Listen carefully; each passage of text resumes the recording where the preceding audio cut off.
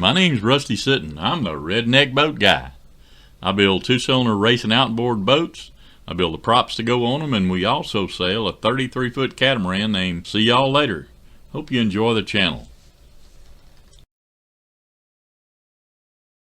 Working back on the little car this morning. I worked pretty late last night, or I say late, almost 10 o'clock.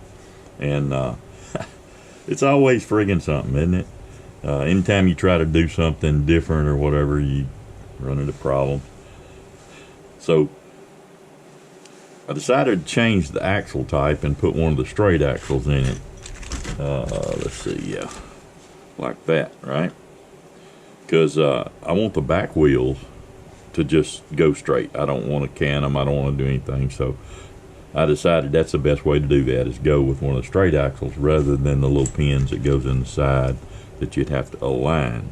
So what that meant was that I had to take I had to polish out a new axle, you know. So now I'm keeping them in here because I lose stuff, seems like. Every time I put something down, I can't remember what it was. So I got all of my good little parts that go on the car. So you can see where that middle is not polished, but I've got the outside of them polished with part of that kit that I had ordered. And you can see that I've got the axles here done really nicely as well. And you can see I've got a 5-degree bend in those so that I can rotate them. Got the end marked where I can see which way is up. And we'll go with that. So anyway, did a lot of work last night. As soon as we get through with this derby car, we'll get back to the fun stuff and boat racing. But also, I was doing my little trick to, you know, doing the 26-degree trick to see when it was falling, and it wasn't acting right. It sometimes it wouldn't work. So I got to look, and I had to cut a hole in the back to open it up, and sure enough, my little roller ball, one of them had broke loose. So I had two together and then one single, so it was in there different. Wasn't working right. So anyway, breaking through the back, I got thinking, okay, well, how do I clean that up and make it work right? So I got one of the kids' toys, grandkids' toys, and I cut the tailgate off. It used to say forward, and now it says or. So anyway, I said, all right, well, let's do this. Let's make a spoiler for it, right? There we go. Make a spoiler on the front and cover that hole in the back, and now I got chrome tailpipes and a trailer hitch. And on the trailer hitch, I can hang whatever weight I need to make it to come up just to the right weight. So I've got an external weight source here that I can really fine-tune the weight. All right, got all that done, and went and sat at in the house last night. I did decide to try these little washers on there, but the reason I did is I got to measuring, and the track is 1 3/4 inches wide, I think, like that, and that's exactly what my body is. So I needed to make it wider, so I ended up epoxying these little upholstery washers on there. So, but Lord, this thing has been such a pain in the wazoo. Oh, another thing I did, see that I cupped it up this way, because what happens, the way that the start mechanism works is, you know, the release mechanism does that. It lets the car go. So if that's a little taller right in there, mine will probably leave a little bit quicker than one of those others. This is going to be a, you know, it's not a Scout. It's got too many tricks on it, I think, to run in just the Scout class. So we'll probably run it in the Outlaw. But anyway, like I said, we'll get back to the fun stuff, boat building. As soon as I get through with this stupid thing, I do enjoy piddling with it, but it's sure taking my time off the toothpick. Oh, another thing I found out, once I got them all glued back together, they won't fit back in the hole. It came out with 2 and 1 just fine, right? It won't go in there.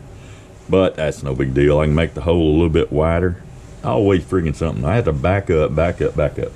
If I wasn't putting so many tricks in it, I guess it'd be all right. But anyway, I'll have to cut that hole a little wider to get my roller ball back in there.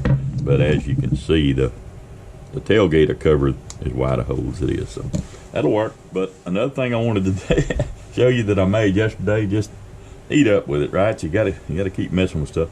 I had to make me a pair of pliers to pull those, to adjust and pull those axles back in and out of there. So I took an old cheap pair of pliers and I cut a hole. You know, first I peaked them like that, and then I ground a slot in the back and ground all that down to leave a lip where I could reach in there and get that axle. You know, I could reach up in there and grab it. And I don't know if you can see it, but it's not touching the actual shaft that it took me so long to polish. So, and that's the way you tune them too. You know, they're bent 5 degrees, like I said, and you start with them straight down, and then you roll it one way or the other to make it track left or right. So, been reading up on it a little bit. But anyway, them dang pliers probably took me 2 hours to build. All right, let's get off of this business and maybe get back to the toothpick here shortly. All right, you know, I'd mentioned something about nautical terms, and I wanted to talk about a couple of those while I'm piddling around here in my little back workshop. The first one I want to talk about is what a fathom is, right? You know, they measure depth in fathoms, and they measure speed in knots. We'll talk about that in a minute. It's about 6 feet, and where they came up with that term was a man's outstretched arms is about 6 feet from fingertip to fingertip. Did that. It's when they were measuring depth. They had lead weight or some kind of weight, probably lead, on a long rope, and every fathom they'd tie a knot in that rope, right? Something like that right there. They'd tie knots. So when it hit the bottom, he'd start counting knots as he pulled it back, arm over arm, you know, a fathom length as far as he could reach. 30 fathoms or 5 fathoms, Captain, turn around. So, you know, they didn't have a whole lot of, back then they didn't have motors in ships. It was square riggers, and the only safety mechanism you had was an anchor. And then you wait till the wind turns and blows a different direction, and then you go that way. So the guy on the front with the rope and the weight was a real important feller, sounding off the front, measuring. I love history, and I love that kind of stuff, and I love the origination of words and where they came from. Another one, we were talking about knots and speed. What they did, they had what's called a chip and reel, and I recreated a rough one here.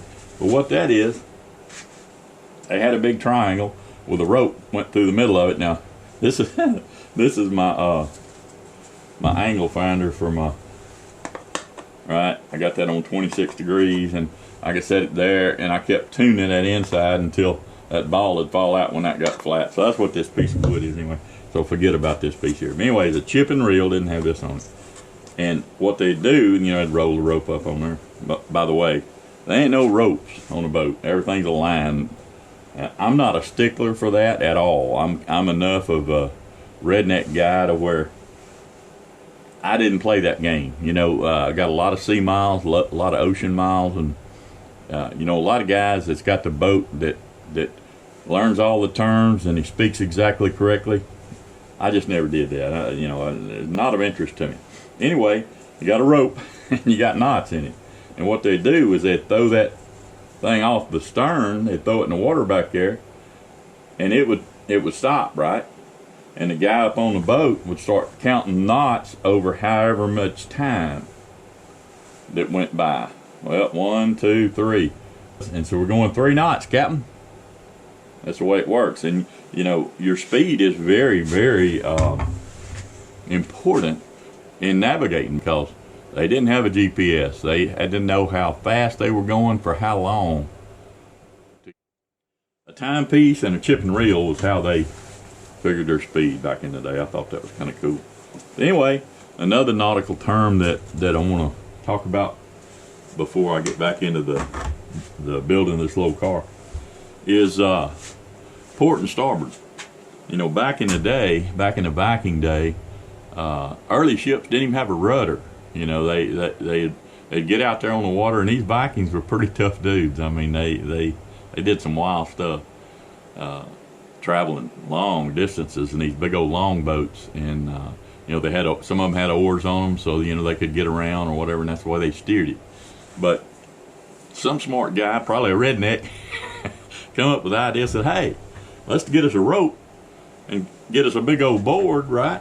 And throw it off the side of the boat, tie a knot in it, make a hole maybe in the boat, and I could steer this boat a little bit better." I guarantee it's a redneck. I guarantee it was. So that became, the rudder. And, that big old board, and that thing was hard to handle, right? It was big and hard to mess around with.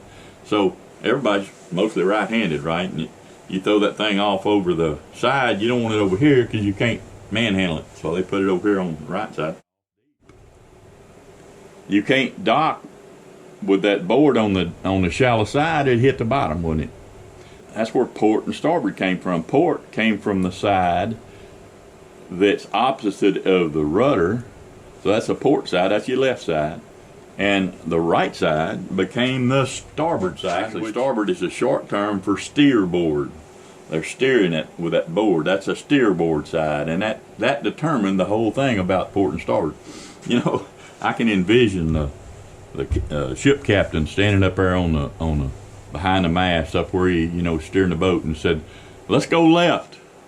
Well, if the guy's facing you, which way's left, right? So they, let's go right. Let's do this. So they had to come up with some terms, some nautical terms, to where when you hollered something, it was much different. Port, 4 letters. Left, 4 letters. That's the only way to remember it. It's easy.